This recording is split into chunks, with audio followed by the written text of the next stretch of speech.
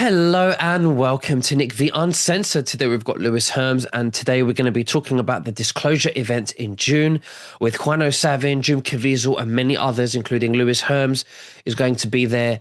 And we're going to talk about that. We're also going to talk about the crisis with the tick bite disease problem solution that the deep state are doing, and Lyme disease. And we're going to talk about the Department of Justice, how they're not planning to arrest Fauci and what is going on there.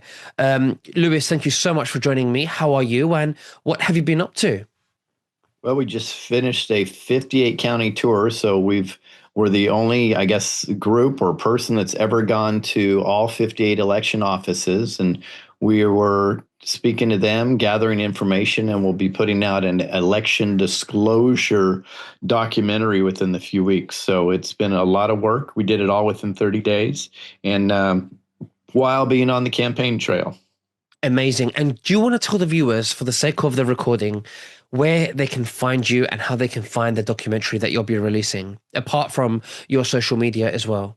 Sure. So if they want to find myself or my social media or the campaign, it's hermsforcali.com, HERMSFORCALI.com. The documentary will be released on multiple platforms, but they could probably find it first on screwbiggov.com. Thank you very much for that, Lewis. Now, the disclosure event. Yes, Juan Savin has also, called me yesterday and says to me, you need to be there. Jim Caviezel's doing a film. We're going to be having a really good quality speakers, you being one of them as well. Why, what's going on in the disclosure event? What is it about? Like, pretend I don't know anything. What would you say to me? Well, I'm sure part of it's going to be bonds. It's going to be very deep disclosure, I can tell you, on election fraud and the people that are involved in pretty much that have been controlling things for a long time. And then what we as a group can really do about it, because we need to unite in order to take down these baddies. And that's about the most I can say, but that should give enough information. People should definitely be there. I will be there. But this is we already know about the corruption and the election fraud and people that are involved with the deep state who've betrayed the United States. But what makes this event different? Well, you have the people coming together, the best of the best knowledge base on this. And I think people know at maybe a copious line, like they know a little bit, but this is going to be very, very deep in the knowledge base. I've been at a similar event that he and Matt Meck put on, and I can tell you I learned so much there so quickly, and it took my knowledge base to a whole nother level, and also gave me some ideas of how we could actually fight this corruption. So I feel like I'm pretty well versed in the fact that I learned a lot at this one, which was minor compared to the one coming up. I would suggest this is definitely a place people should be if they can make it. Absolutely. Do you have any information as to where they can find this, the event? I don't actually, but I could probably find it, and you can leave it in the link below. That would be great. Thank you so much, Lewis, for that. Now let's talk about the ticks, the tick bites. That this is obviously another problem solution scenario, just like what we saw in 2020. COVID-19. Obviously, they're trying to sell something, Lewis. They're trying to sell a vaccine. We know it's something, a patent that they own that they now want to sell and make money. Problem, solution. Sorry, I said it the other way around. Problem, Right. they create a problem, then they have a solution for you to get better, and then Right. they make loads of money, and they keep repeating this. What do you have to say about that? Well, and if you don't opt into the solution, it's under the threat of death. So you have an opportunity of now getting sick and dying also. And this is a game that's been played for a long time. So I've started studying this, and I want to give credit where credit's due. I found the best synopsis of this on X, somebody called Jack Danger Live. So I always want to give credit. So I'm going to read a little bit of what he wrote here, and I think it will really put things in perspective. He did a good job in summarizing it. So he said, the CDC just admitted tick bite ER visits are off the charts. Highest early season numbers in a decade. Lyme exploding nationwide. Alpha gal syndrome turning steak into poison, meaning that what it seems is people are buying meat and they're getting sick from the meat that they're buying, which is very Bill Gates like, isn't it? Since he's trying to get us into manufactured meat. It says babies waking up with ticks in their cribs, hikers pulling dozens off their body, pets dying, and now they're in your backyard, your parks, even crawling out of Amazon boxes. So he said, this isn't climate change, this is weaponized. And he'd be right, because there was a program to introduce ticks into our environment as a weapon, and it seems like this is where they are. So he says remember Plum Island, that black site biolab right off of Lyme, Connecticut, where the U.S. military spent decades engineering ticks as living bioweapons. Willie Bergdorfer, the Lyme discoverer, was a biowarfare insider who admitted they were testing infected ticks on American soil, escaped strains, deliberate release. Now Lyme is in all 50 states, disabling millions, sterilizing families, and destroying lives, while Big Pharma rakes in billions on endless treatments.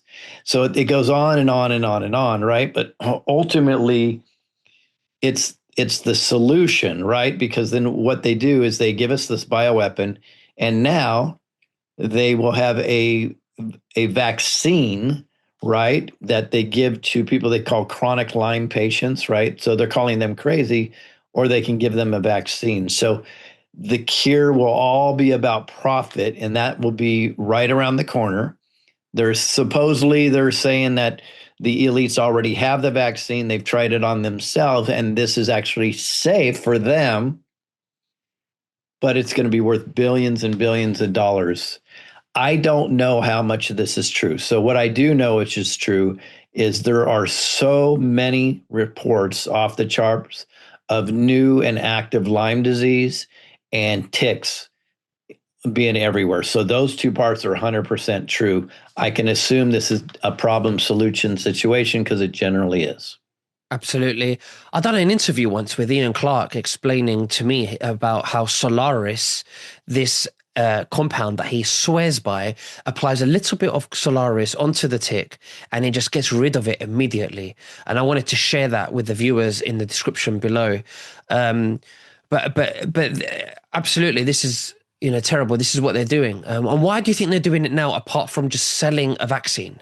What else is going on here? Well, what do they have a vaccine to sell for, right? So they have to create a problem in order to sell the vaccine. I think everybody should know by now that COVID was a manufactured problem, right? And they were incentivized to put a vaccine on us. Now, was that to raise money, or was that to depopulize us? Maybe both. Absolutely. It seems like it served two purposes, which is common for these parasites that control things. Lewis, you said depopulation. I was doing some research and it come to my knowledge or come to my attention, and I can feel this hunch in my gut. I just know that they're lying to us, that there are 8 billion people on this planet. There aren't 8 billion people on this planet. I think there's a couple of billion, 1 or 2 billion. What do you think about that? My gut says you're 100% right. I've thought for sure that they've amplified the population numbers in order to create this overpopulation narrative, as in order to control us with the fake climate narrative at the same time. They connect those two together. So it scares people. They get less births out of it, right? They can put on these fake solutions where they raise money and help depopulate us at the same time. So it resonates with me tremendously. I just saw a report. I don't know if it's true that they were speculating it's 5 billion, not 8 billion, but could be even less. I think so. Yes, they want us to think that we're overpopulated, and to And you know what's funny? If some of us are thinking, well, the world is very populated, which maybe they are in very concentrated locations like London. There's a lot of people in London. New York City, there's just a lot of people in New York City.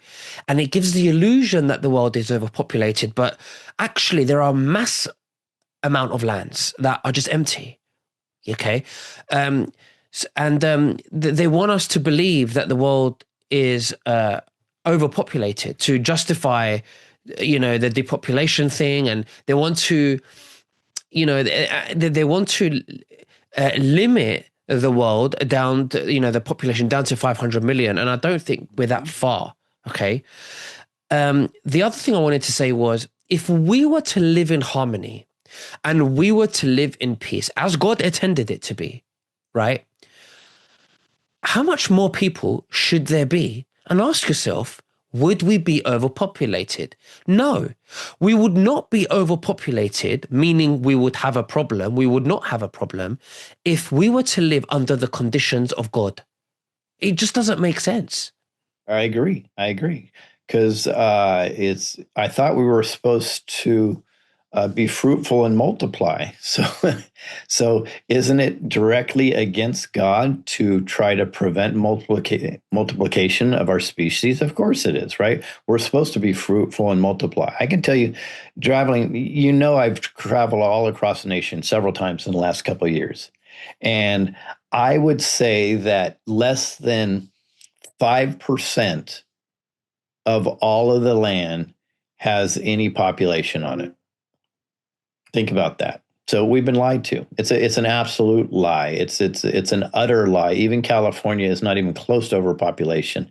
Less than 5% in California when we're driving around is actually populated. It's just amazing, beautiful nature, and we have plenty of room to grow.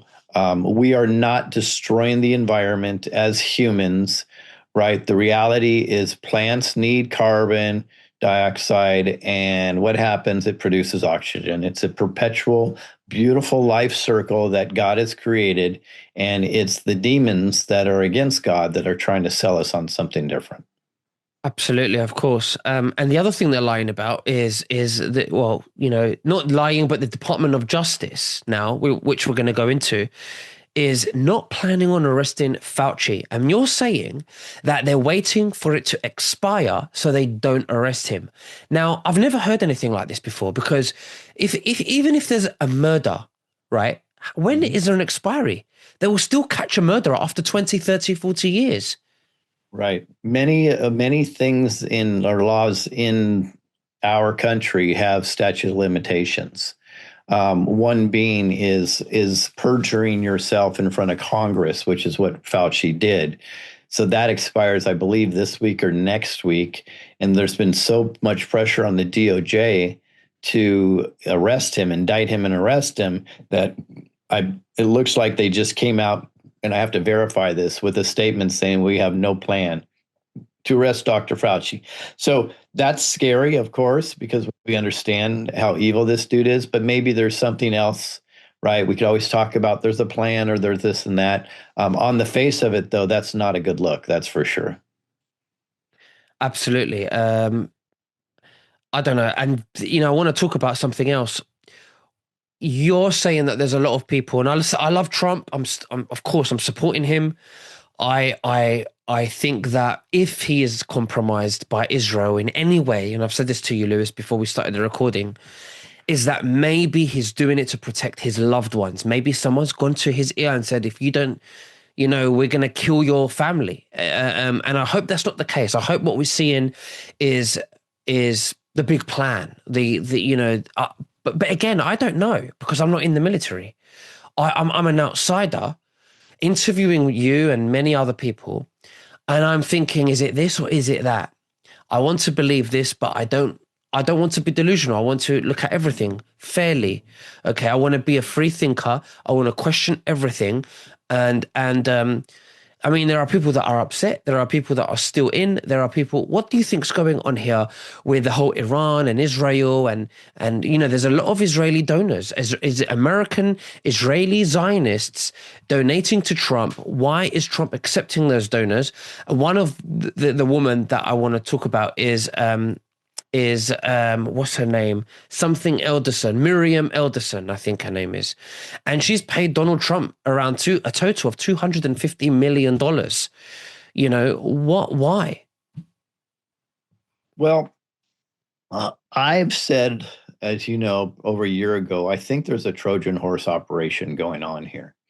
Um, so I intentionally, I'm not on or off of the Trump bandwagon, right? We're in wait and see mode. I know you'll have one side that says everything's a plan, and the other side is kind of blackpilled, and they said he's absolutely part of the deep state, and so on and so forth, because there's no arrests. You know what? There's credence to both. When I look at when I look at both, and I try to be pragmatic and just look at it for what it is, right? I could see how the black pillars could be very upset because he is cozying up to Israel, accepting money. Look at he didn't even outlaw glyphosate when they had the chance to do that. He wanted to support and protect the companies that are producing glyphosate, which we know is a known killer, in my opinion. And then you have the trust the plan people, right? That's just part of the plan. It's just part of a movie. I think both are a huge mistake. I think if you jump on, it's all trust the plan. What it does is it completely disables us, we the people, from being involved in fixing the problem, which I think that's a huge mistake. And I've always said, are you going to be the one that sits on your couch and makes an impression, or are you going to make an impression in the world? I also think it's a huge mistake to be, oh, it's over, nothing we can do. It's pretty much the end of the world. If Trump couldn't save us, then nobody can save us. That's a huge mistake, right? Because I believe if you're in touch with God, that's our savior. But then here's what's most important.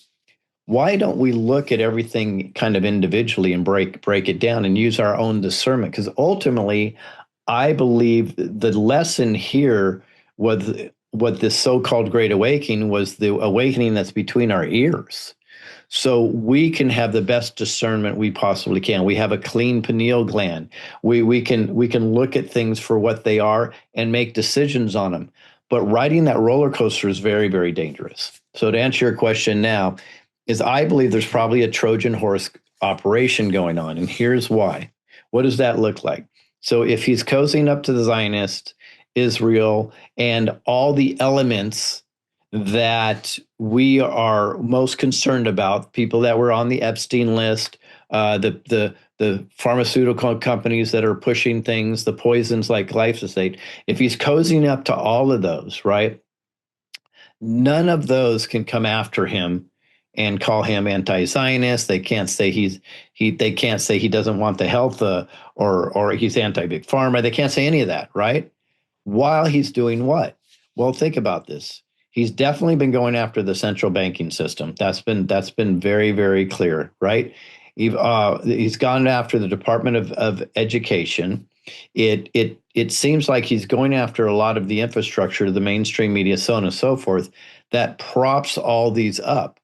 So the reason why I call it a Trojan horse, what better way to get inside while you're eroding their foundation, but they can't say anything publicly because you look like you're an insider with them. So I think that's the operations going on.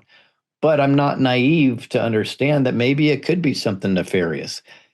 I don't think it would be his family that's compromised, because I think they're probably pretty well protected.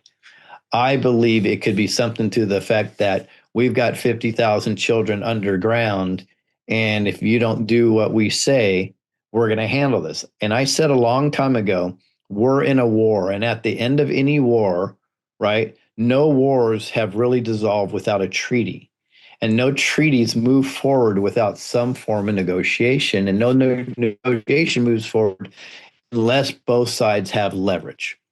So what leverage would we have? Well, if we're winning the war, that's our leverage.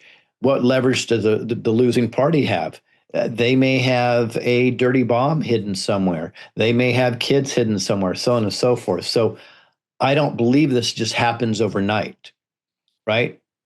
Is there a plan? I think there is a plan. I think there's a plan that it's really none of us really know, and it's just speculation at this point. But I do think there are several hints. And ultimately, I think things are still moving in the right direction, but not fast enough for me. And I understand, because I'm deep in it with the suppression and the Southern Poverty Law Center after me and the election fraud and running for governor. I probably know more than most in this, and I'm not trying to prop myself up. It's just because of the circumstances I'm involved in. I can tell you it is heartbreaking and yes, very tough. And we're fighting against a mechanism that is so robust. It's going to take time to break them down. And I hope people get in touch with God, stay grounded, get their frequency very high, and step back into the battle. And don't just say it's just a plan or it's a black pill, because both of those have the exact same effect. If you're like, oh, we're done, it's over, well, then you're not fighting for our sovereignty anymore. And if you're like, oh, it's just a plan, I'll just wait and see, you're not fighting for our sovereignty anymore. We need to be invested in the outcome. Absolutely. Very well said, Lewis. I want to also talk about the gold. What's going on with the gold? Where do you see it going? People be buying and investing in gold? Because we know a guy, just before you say, I'm going to say, we both know a guy called Matt Geiger. He's helped many viewers, family members, and friends move their 401ks or IRAs into gold without penalty at a very low rate, cheaper than a lot of the gold people we've worked in the past. That's why we've left them. Like gold, I don't want to even say their names because I'll be advertising them, but the very big companies that you see on Newsmax and Fox News, they rip people off and they charge too much in commissions. That's why we now work with Matt Geiger. And I'm going to leave a link below in the description. But gold is the way we take responsibility, and we detach from the matrix, the system, and we become sovereign by owning physical gold in your hands. Which is real God's money, not the paper currency that they're printing, that's devaluing in your bank account, that will be worth nothing in the future. And this is how you protect your wealth and your retirement. But Lewis, please tell us more, if you could speak on this, please. Yeah, I think, well, if you're pro-Trump, he's really been indicating that gold and silver is the way to go as of late. I mean, he's been giving a lot of markers in regards to that. Ultimately, if we are going to shift away from this fiat dollar, we have to put ourselves on the gold standard, and everything that we have in regards to currency will have to be valued against gold and silver, which means it will likely skyrocket. I personally like silver because I know historically for about 100 years it's run a 30-to-1 ratio with gold. And now I think it's closer to 60-to-1 now. So that means to me, there's a lot more upside to silver. But gold and silver seem to be the way to go. What I like about what Matt does is he would recommend you get physical coins in your hands. So it's actually a currency that can also be spent if you need to.